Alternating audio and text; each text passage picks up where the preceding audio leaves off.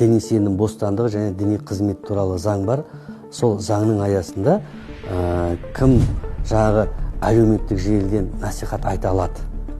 Яғни жалпы Қазақстан мұсылмандар діни басқармасының төрағасының бұйрығы бар имамдар, ұстаздар, жаңағы жауапты қызметкерлер осы дін насихатын өзінің жаңағы сенім көзқарасы бойынша амал етіп жатқан дәстүрлі мектебі бойынша насихат жасай алады. Біз өзге елдің бір пәтуасына жүгінбейміз. Бұл пәтуа деген өте үлкен жауапкершілікті дүние. Қазақстан мұсылмандар діни басқармасының жанында ғұламалар кеңесі құрылған.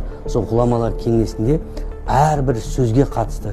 Керек болса Алла деп айтамыз ба, Аллах деп айтамыз ба деген осы сөзге, бір аға осы сөзге қатысты пәтуа шығарып берген. Сондықтан бұл пәтуа деген үлкен жауапкершілікті іс. Біз айтамыз, әр уақытта, әр қашан елге, халыққа діни мәселе туындайтын болса, біз сол маманына жүгінуіміз керек. Біздің қара шаңырағымыз еліміздің Қазақстан мұсылмандар діни басқармасы. Қазақстан мұсылмандар діни басқармасында бүкіл әлемге әйгілі Әл-Азхар университетінен бітіріп келіп отырған ғалым ұстаздарымыз отыр. Қазір оларда не бар? Әлеуметтік желілер бар. Соған Қазақстан мұсылмандар діни басқармасының өзінің ресми сайты бар. Сол сайттардан неге біз керекті мағлұматымызды алмасқа?